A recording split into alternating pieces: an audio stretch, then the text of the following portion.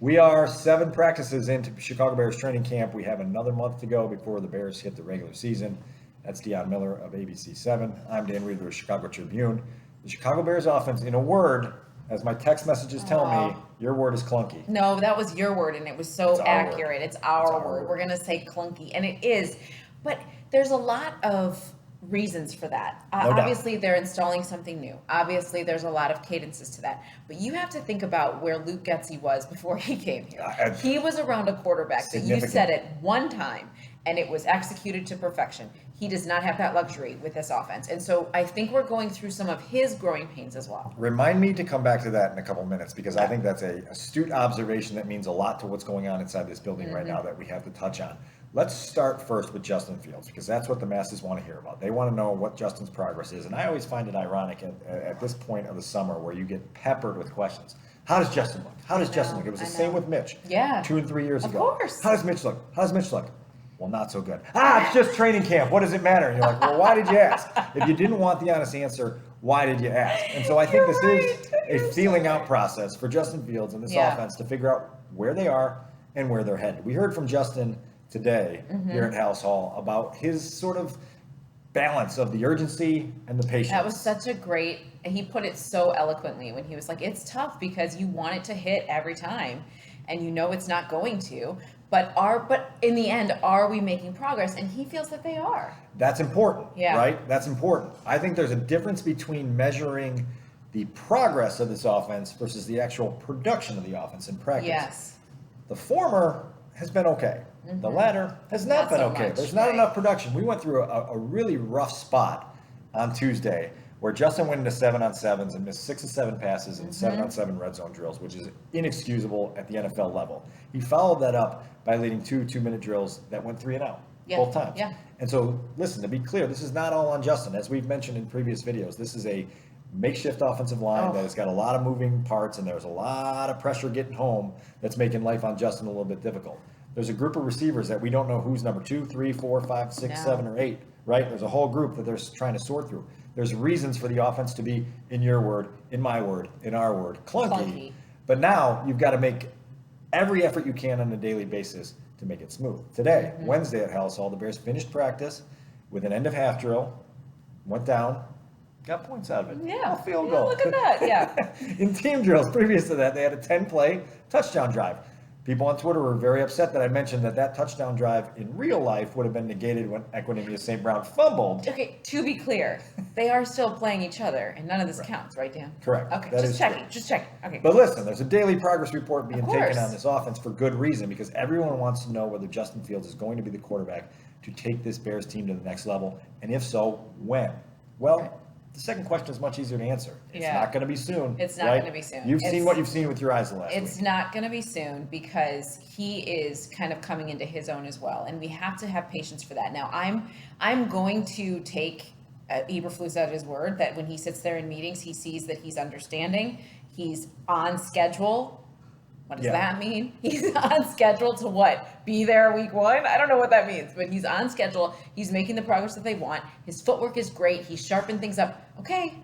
Like here now, show me the money. Like I want to see what happens now when it counts. And I appreciate that they're going to start preseason games. I think that they need to. I think that we need to see what it looks like when it doesn't count, but you're against somebody other than somebody in a Bears uniform. To the topic of show me the money, I think we've spent a lot of this past month, maybe the past 3 or 4 months, talking about Justin's leadership. Yeah. We've talked about Justin's resolve. Can he bounce back after a rough day? Let me make this very clear. I have no questions about Justin Fields' leadership. No, I don't either. I have no questions about Justin Fields' resolve. Let's check those boxes in Sharpie today and stop talking about them. Because the next step for Justin Fields is showing he can be productive in a way that changes games. Right now, you got to figure out a way to change practices. I can't ever remember being at a training camp, and some of it is because of the crowd size out here, where there's been so few oohs, ahs. Even in one-on-one drills, you're usually getting 3 or 4 per session at most camps where, there's a throw and ooh, and you hear the roars and you say, something happened. Nothing. It's quiet. The crowds are very small, Dan. Like I am stunned how small the crowds are. And we also haven't had that energy on the field. Now, I'm not saying please let somebody break out with a fight, but you're just not seeing that energy on the field. You're not feeling it. You see it from the defense. I see it from the defense. A little bit more, but stretches. you're not feeling that, like, all right, it's football season. I'm just not feeling that. No, and listen, but I bring that up because Justin is in a position now where really 2, 3, 4 times per day, we should be having plays that we're talking about. The Chicago Bears social media team should be having 3, 4 plays a day that they're sticking up there on social media saying, QB1, watch this guy, camera, flash emoji, here he goes, he's making the big plays. He has to show that the leadership and the resolve and all the other intangibles that we talk about all the time lead to game-changing plays. Right. That's the next step here. We can talk all about the leadership. Again, Sharpie, check. Resolve, checked. Let's move on. Well, can I say why those two things are significant, though, and why people have continued to ask? Because we don't think Mitch had that stuff. And I think that we went through 4 years of there's no question, especially with the resolve. Remember something bad would happen, he'd hang his head right away. How many times do we hear Mark Helfrich use the word flush, right? Yeah. You got to flush that. You got to flush this. It was written all over his face, and his whole body language was, I can't do this, I can't do this. And so checking those boxes is a big deal, but you're right, we need to stop talking about that. We need to now talk about how is it going to look when there's a real defense? How is it going to look when these plays start counting? Yeah. And I know it's early. We can say that until we're blue in the face, but for a team that has to make such a great step forward to be competitive, there is no such thing as early. The time is now. One of the things Justin brings to the table that's going to be absolutely crucial in 2022 is those improvisational skills. We've seen it in camp that the pass rush is getting home. Justin can use his legs to either scramble and make a play or scramble and buy time and do something else. Now, I asked him today because there's been a lot of moments where he's escaping the pocket and he's running and he'll throw one of these shovel passes or underhanded option type throws. And sometimes you're like, ooh, he just made something out of nothing. Other times you're going, whoa, dude, don't throw that. And I asked him and Matt Eberflus today, to Eberflus, I said, is there a way to allow for the creativity while coaching the caution? And he said, listen, that's something we've got to continue to go through. Yeah. And he can test things out in the month of August and see what works and what doesn't. But ultimately, you have to have a feel for when this shovel pass and this wild kind of sideways thing becomes an interception and a turnover that everyone goes, what are you doing? And Justin seemed a lot more confident in his ability. I mean, he was very, dismissive of the question I asked him on that. About, dude, I got it. I'll figure it out. But these are parts of the growing process that I think are critical because this year he's going to have to find ways to make plays on script, but there's going to be a lot of times where because of the state of the offensive line, because of the state of the receiving corps, he's going to have to do a lot of playground stuff. I have a feeling we're going to do a lot of, oh my gosh, what is he doing? I have a feeling we're going to do that a lot with his team. However, I was pleasantly surprised and refreshed by David Montgomery, and his whole outlook and the way that he comes into camp feels very mature and feels like a voice that others will listen to. I really think that, and I feel like they need someone like that to kind of keep perspective, keep them moving forward and encouraging others. That's what it felt like to me. I don't know what you thought of it, but I thought I was encouraged. Yeah, I mean, David is a guy who's always going to be kind of driven to get the most out of himself. And whatever way that is, he's going to find ways to try to do that. I want to go back to the thing you said at the start about where Luke Getsy came from. Yes, right? Okay, let's talk because about this is why I think this is significant. Because Matt Nagy came here to Chicago after working with Alex Smith.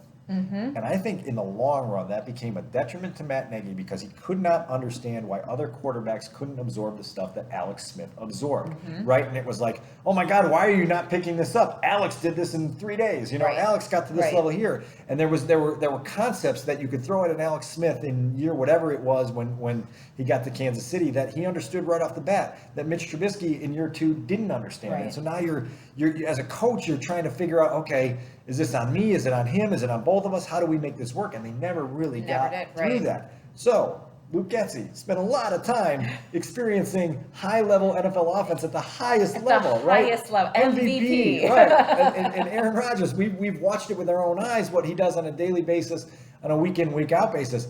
Can Luke develop his own patience and his own ability to understand that now you're going back to working with a second-year quarterback who is going to struggle, and you better find ways to connect and work him through those struggles and teach and coach in a way where it clicks, right? It's got to click because it's not clicking right now. And so I would imagine at night, Luke goes home and sits down and says, okay, how can I do things in a way that click? Not only with Justin, but with everybody, because you got to get this offense humming, and he better be ready for an offense that may finish 24th in the league. But even from year two could, I mean, like Aaron was already ahead of where Justin is. So it's just going to be interesting to see how he's able to adapt, because already you saw when we talked to him last week how the lack of execution bothered him so much, and he knows what's available there. And I feel like he does have a good relationship with Justin, but it's so telling to me that how different that must feel for him to come to practice and be like, oh my gosh, this is so basic. Why are we not getting this? And not letting that get in his head. Well, as we tie things up here, a little bit of news out at House Hall on Wednesday.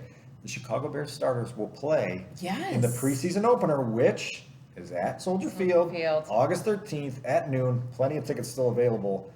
You can go see Justin Fields live in person. The first unit offense will play at least a series, maybe more. Matt Eberflus said, listen, where we are in our program right now, these guys need the reps. Everybody needs the reps. Let's go get them and see what we can do with them. And so that's interesting, intriguing, certainly makes covering the game a lot more exciting. A lot more exciting. And it's Kansas City, so we'll see familiar faces. Maybe Patrick Mahomes will play too. I doubt it. Probably not. No, he doesn't really need the reps as much. Need the reps, no. But we'll be there. Yeah. Well, you will be anyway. Yeah. Oh, gosh. All right. Well, that's it, right? We're heading into, they have an off day.